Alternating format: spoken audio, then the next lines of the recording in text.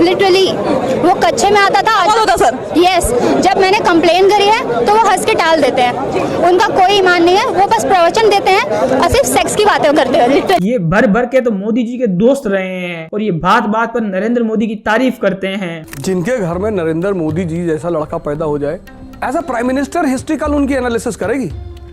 एक सामान्य घर से पैदा हुआ व्यक्ति भारत के उच्चतम पद पे बैठा हुआ है, जहां पे डायनेस्टिक डेमोक्रेसी है।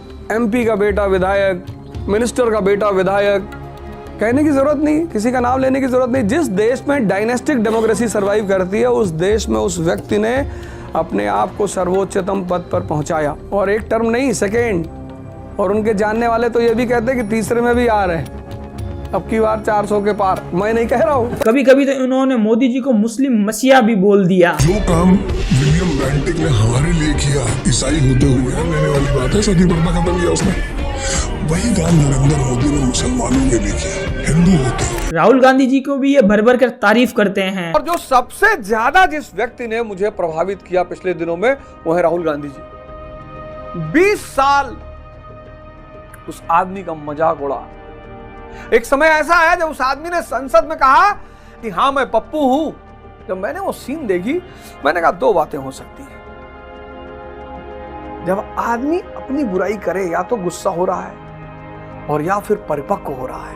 राहुल गांधी जब जाति जाति करने लगा तो भला सर भी कहां पीछे रहने वाले थे। मैं ये इस देश की जनता को आपके चैनल से कहना चाहता हूं कि जब भी वो नेता चुने, अगर वो चाहती है कि उनके बच्चों का भविष्य आने वाले समय में अच्छा हो, अपनी जाति का। दोनों पार्टियों से इनकी बात चल रही थी, कोई भी इनको कहीं से भी टिकट दे दे, लेकिन इनको मौका नहीं मिल पाया था। पॉलिटिकल स्पेक्ट्रम में बीजेपी और कांग्रेस दो ध्रुवों की तरह हैं।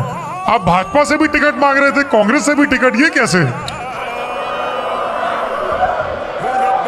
मेरी स्थिति जो थी, मेरा ये था कि जो अपने पाले में बुला लेगा मैं उसकी तरफ से लड़ूंगा, और फिर उस पार्टी की आइडियोलॉजी को जस्टिफाई भी करना पड़ता। आइडियोलॉजी, एक मूवी आई थी साहब बीबी और गैंगस्टर, बड़ी प्यारी मूवी थी वो, जिमी शेरगिल की शायद मूवी थी। तो उसमें वो पूछती है कि वेजिटेरियन या नॉन वेजिटेरियन, तो कहता है मौकाटेरियन। लेकिन उन्होंने आम जनता पार्टी का हाथ पकड़ा है। क्या ये अच्छे नेता बन पाएंगे या नहीं, आप मुझे कमेंट सेक्शन के अंदर जरूर जवाब दे सकते हैं। और इसी तरीके से अपना प्यार बनाए रखिए। जय हिंद।